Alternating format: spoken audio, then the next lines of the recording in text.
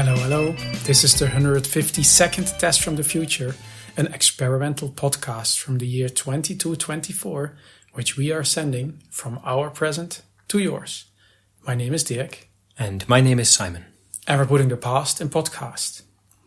And we're tired and exciting because it is our science fiction TV club episode. Mm-hmm. Yep. Yeah. Tired because we watched quite a bit. We'll get to that. So much. And my eyes are, if they fall closed, it's not because I'm bored of what we're talking about, just I am tired from watching so much. And also excited because we finally get to talk about all the stuff that we saw. Mm-hmm. Right. That was recommended to us by our listeners. Mm-hmm. But before we get to that, there was a bit of a trend, or there is a bit of a trend in our 23rd century that we didn't want to pass over and mention it on the show.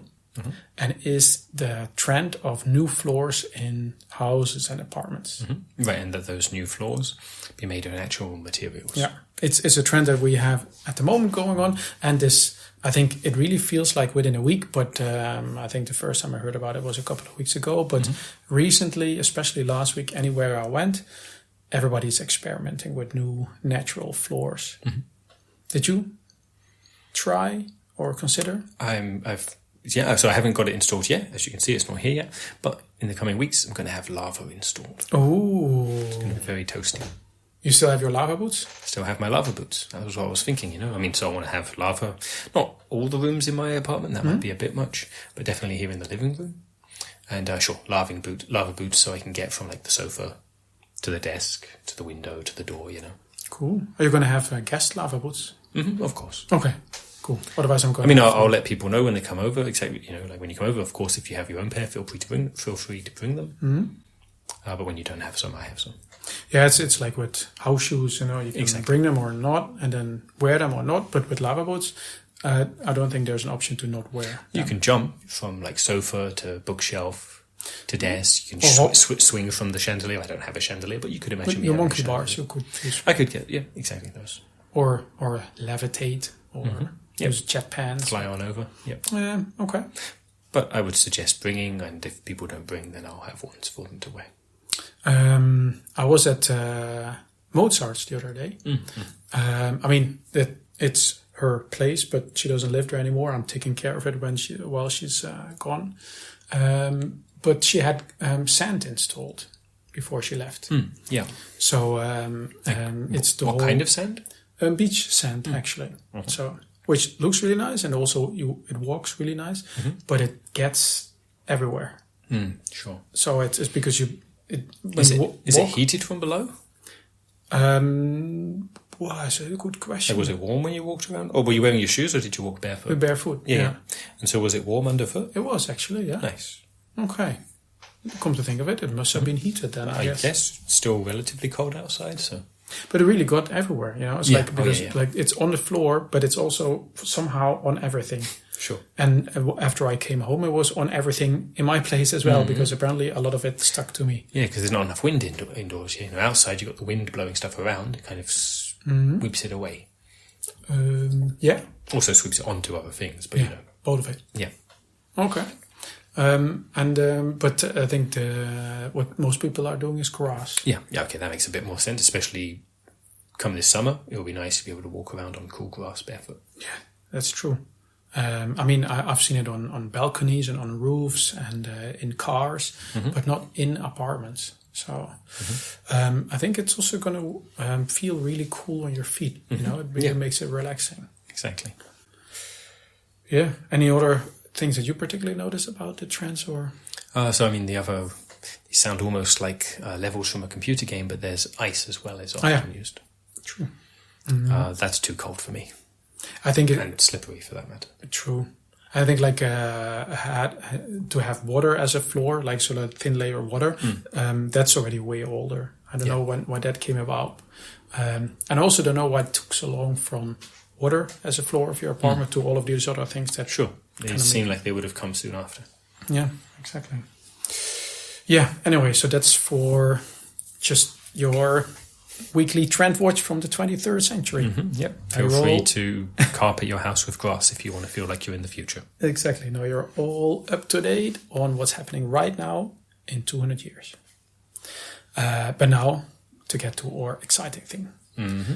So a few episodes ago, we asked you, the listener, to tell us what your favorite TV shows or TV movies are. Films, yeah. Exactly. So, or your favorite ones, or the ones that you thought we should watch. Mm-hmm. Of course, we live in the 23rd century. We may not have seen some of the series and shows that you really like about the future. Exactly. And that's where we come in, where not only will we maybe be watching stuff we've not seen before, but of course we drew parallels, like how does it compare to our actual future? Yeah, exactly. And then we can say, hey, that actually happened, that was nonsense, or that's still being worked on. But we kind of misunderstood how these clubs work. Turns out, yeah. As we mentioned in the beginning, we are rather tired. And it is because I checked the numbers. Mm-hmm. We watched 27 movies and 14 TV shows. Mm-hmm. Most of them having several seasons. Mm-hmm. When you say we watched a TV show, not meaning one episode of a TV show, but the whole thing. Exactly. Every episode of every season. The whole series, exactly. And then we were just super excited. And every suggestion that we got, we added to our watch lists or playlists. And then, we found out that usually with these clubs, you're supposed to watch one thing and then talk about that. Yeah, one or at most two maybe episodes of something. Yeah. And exactly, watch them in advance and then go to the club and talk with other people about the things. Yeah. So we got the weekly club thing right? So this is our weekly club. What we didn't do according to the rules is we've watched everything. Yeah. Binge watched through everything. It's luckily that I'm back to a 3-day work week and you have one day of I study. just study the 1 day a week, yeah. And so we did have plenty of time, but I didn't do much else this week, I have to say. No. I mean, likewise. And the good thing I had it all downloaded, so I could project it on my lens wherever I was. So I watched it on my morning run. I watched it when I was swimming. Watch it when I was walking through Skyline Park, whatever. So I got exercise, I got outside, occasionally bumping into things, I have to admit. Mm-hmm. And there was a lot of cool stuff there. Mm-hmm. There was, yeah, exactly. So it all kind of blurs a little now in my memory, I have to admit. Storylines, characters. Like I remember the characters, but now it's a little hard to remember which characters were in which show. Exactly. So it's we can't really go into like one particular episode and completely dissect that, but kind of more generic things that we remember or specific things that we remember.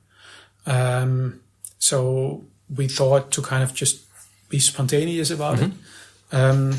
Anything in particular that you noticed last week? Yeah. The one that was the funniest was something called a spore drive.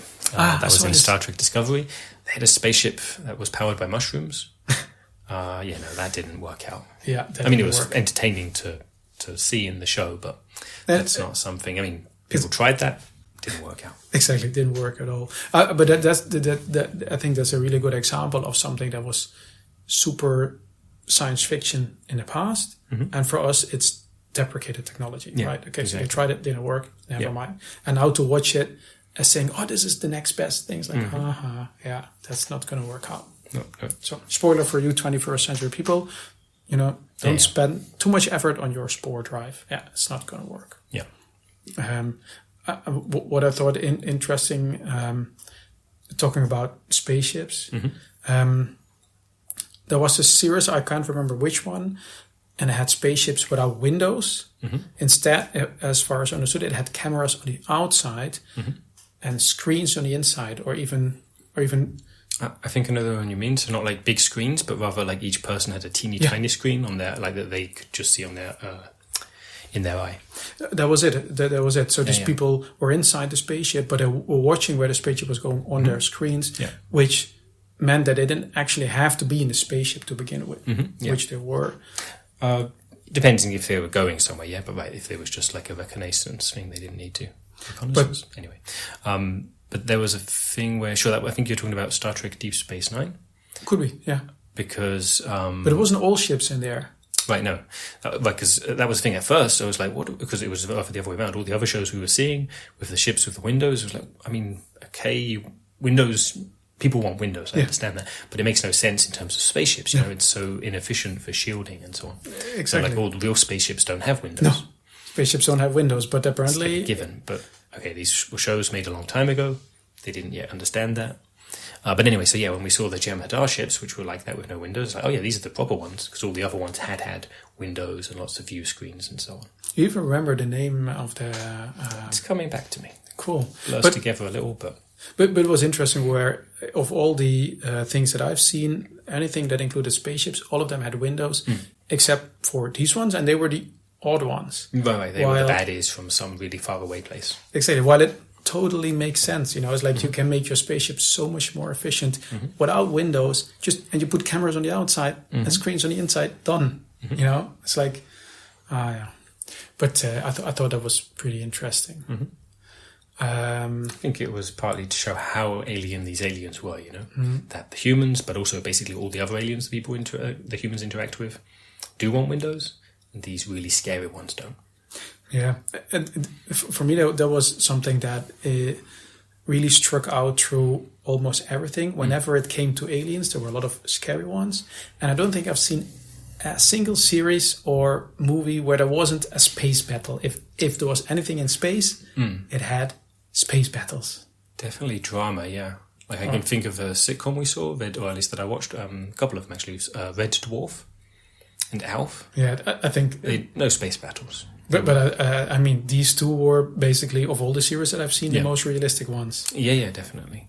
Especially with the cats in Alf. That was exactly very realistic. And the cats in Red Dwarf as well. I mean, that was a bit more speculative because they are 3 million years in our future. So like their tech is mostly like ours because the spaceship itself is from ours. But sure, they have a character that's meant to have evolved from a regular cat over the course of 3 million years. Okay. We haven't seen that happen for real, but... Indeed, there's a cat there, just like in Alf. Yeah, but that's the thing. I had specifically written down also those two series because everything... Right, everything else, big space battles. Exactly, explosions and all kinds of angry aliens and all kinds of violence. And that was very typical. I don't think... Looks like, it was jarring at first for me to watch, Exactly. I don't think any of the movies or any of the series that our listeners suggested to us had no violence. I mean, even Elf was trying to eat cats. Sure, yeah. That was very typical because... Well, and Red Dwarf had it occasionally, but it was slapstick, but still it was violence, It was unusual. It was strange. Exactly. So by the time I watched the Red Dwarf, I'd watched so much of the other stuff. By comparison, it was like, oh, this is way less violent. I've been influenced by the media of that time. But I guess also that people making it back then were probably influenced by 21st century daily life. Maybe some of them hoped that there would be way less violence in the future, but didn't actually expect it. Yeah, fair enough. I was violent times then anyway, 21st century nights and stuff. But one particular category that I watched with interest, and I know you did as well, a lot of them had time travel. Or not a lot of them, there were quite a few with time travel. Quite a few, yeah. Made it justified as work time. Yeah, true. Well, for various values of work, but, working on this podcast, watching stuff about time travel. And also, we're sending this podcast back in time. So we have... audio time travel, maybe you could call this, but that's about it. That's about the extent of time travel that we can do. But these movies and series show us how it might just be possible. And what I noticed, in particularly, time travel will be possible with cars. Right. Cars that can go not super fast, but they have to go pretty fast. And especially because, the main mode of transport in the 23rd century is teleportation. Teleporters. So the cars are kind of like the, like for people who enjoy that just for fun, but not actually as a necessary way of getting around. Yeah, to get anywhere fast, you don't need a car. So you take a car when you want to get somewhere slow or have a view while going there. Yeah, have a nice conversation. Yeah, exactly. So that's basically the whole essence of cars. But apparently, in the future of the future, cars will allow time travel. That is pretty. And then they will suddenly be on top of the preferred mode of transport list again. I can claim their top spot back. I have no idea how it technically works. I tried to. You meaning in the TV shows or the films? Yeah, I mean, was a I movie. think they're not worried about that. Yeah, I tried to really pay attention, but all the words that they used makes no sense. No, it's techno-babble. Yeah. So some of the stuff really didn't materialize. Mm-hmm. But other stuff was actually... So either they predicted it accurately, or, people in now... So since then, basically, had maybe seen those shows, were like, let's build that for real. You have an example? The T-1000 from right. Terminator 2. There is a T-1000. So less murdery, but otherwise... Pretty much less killing. So which is to say no killing. Yeah, exactly. It's just murder. a way of saying that's not happening. Yeah. But other than that, just like the T-1000 in the film. Well, with the same name even, huh? Yeah. But it's a good point. Either, some engineer that developed it. Or more likely marketing folk, but yeah. True. But it could still be kind of like like they were really fan of retro science fiction stuff, and they thought, hey, I see what you mean. And I was thinking marketing for the name, but you're talking about the actual thing itself, sure. Yeah, no, I was actually thinking about the name where they developed something, and I was like, let's name it after some cool retro stuff. But they actually developed that. So, wasn't it right? Some development, some inventions come by chance, but the T-1000 was intentionally developed. Yeah, true, yeah, and it was pretty cool. Mm-hmm. Yeah, very cool. No. What I thought was confusing, on the other hand, some of the stuff was very clear. The most confusing of all the things that I've watched last week was Star Wars. Mm-hmm. But not the actual, like the whole series, or yeah, exactly. So it's not just like individual movies or individual scenes or storylines. That was all fine. The actual order of the Star Wars stuff, because there was so much Star Wars stuff. So I wrote it down. As far as I understood, there was a whole bunch of Star Wars stuff produced, and this is not even everything. But the order, okay, get this. This is 4, 5, 6 Spaceballs. Wait, so Star Wars 4, 5, 6? Yeah, exactly. Okay, Star Wars 4, Star Wars 5, Star Wars 6. Yeah, exactly. Spaceballs, Star Wars 1, Star Wars 2, Star Wars 3, Star Wars 7, Star Wars 8, Star Wars 9, okay, Spaceballs 2, okay, Star Wars 21, 22, 23, 24. Like the 24. Viking god, not Viking. Exactly. Norse god. Yeah, that was the Star Wars Marvel crossover. Yeah. And then Yoda versus Agent Smith 1, 2, 3, 4. Right, that really spun off into its own thing. Yeah, exactly. So this is the order, know. And then strange. So they started with number 4. It's like, and then from that point they on number 4, so there was some symmetry. Yeah, fair enough. Yeah, but then they kind of like randomized, especially. Yeah. Also, then sometimes it clearly followed on the previous episode. But for example, Spaceballs, Darth Vader was in there, for example, but some of the other characters I didn't recognize from Star Wars 6. Yeah. Anyway, so that was probably the most confusing stuff that I saw. Mm-hmm. Yeah, and that was. I mean, that's like we were saying at the start of this show. We were originally thinking of this a bit like a TV show book club type thing. Mm-hmm.